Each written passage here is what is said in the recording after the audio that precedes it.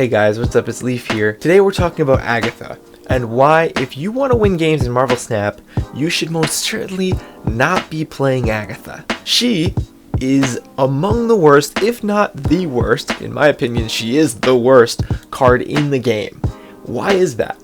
Well, we're going to talk about her drawbacks and her possible advantages if played perfectly, I guess, if you even want to call it that. And all of this culminating at, you should not play Agatha.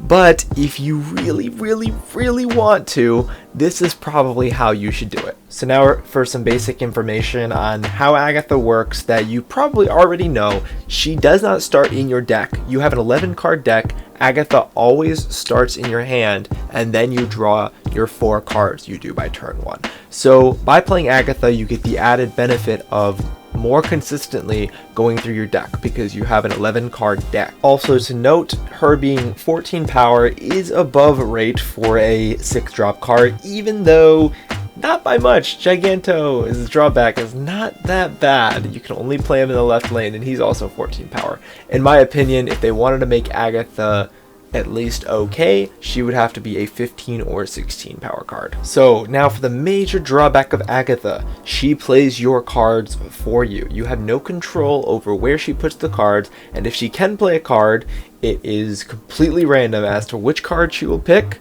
from the cards you can play and where she will place it. In Marvel Snap, you need to make decisions that are intelligent. An AI making random choices is almost always going to make a poor decision. And that is why Agatha is so bad. Almost all the time, Agatha is going to make an objectively bad decision. So you got to get her out of your hand as soon as possible. So the way we do that is by using Wave to play Agatha on turn 4. Keep in mind, Agatha will always play herself if she can.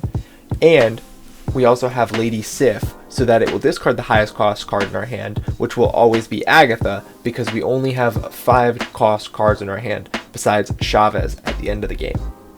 Okay, so why have I built the deck this way specifically? You need the Wave and the Lady Sif, because they are the only 2 cards in the game that allow you to get Agatha out of your hand. The Ghost Rider is the way you play with a Lady Sif to get Agatha back out in the game, and on Wave you're playing Agatha on turn 4 at a random location. With the Ghost Rider, at least you get control of which location Agatha goes to, but both ways are a little bad because Lady Sif, there's not a super great chance you draw Lady Sif on turn 3 and Ghost Rider by turn 6. So, you know, there's always the odds that you draw Lady Sif, but not Ghost Rider, or vice versa. So the cards in this deck are just 4 cost and 5 cost tech cards, because you can't play any 6 cost cards because they'll interfere with Lady Sif discarding Agatha. So I just chose some 5 cards that I think are good.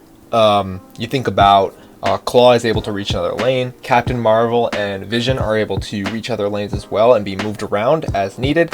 Arrow is probably the best 5 cost card in the game, or probably the best card in the game.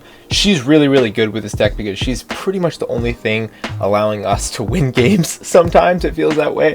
Gamora is just a big 5-drop, and America Chavez is just there to make your deck more consistent. So as far as the percentages go, the odds you draw Wave or Lady Sif by turn 3 without America Chavez is 75% of the time. With America Chavez, it's even better. So you're actually getting Wave or Lady Sif by turn 3 the vast majority of games. So that's not even something you have to worry about. Of course, if you don't get either of these cards by turn 3, then you pretty much have to retreat. Agatha's going to make terrible decisions and you're just going to lose. Now, some people like to throw in Domino, but the problem with Domino is she reduces the odds that you draw Lady Sif and Wave by turn 3. And those cards are far more important than having a play on turn 2, in my opinion. So that is why I don't play Domino. All in all, this deck does sometimes feel like it can compete, and then the vast majority of the time it just feels like you're below rate. Even when you get Agatha out on good curve, it's just not enough. Agatha has to be buffed, and don't play this deck if you want to climb, please, I beg you. If you're a hopeless anti-meta slave like I am, who just loves playing random decks that are definitely not that great, but you just get sucked into them, then you should probably subscribe to the channel, because I am really into trying to make weird decks work. Agatha is one of my favorite cards for that reason, because she's so bad. I really just want her to be good, right? So I'll see you guys in the next video. Thanks for watching.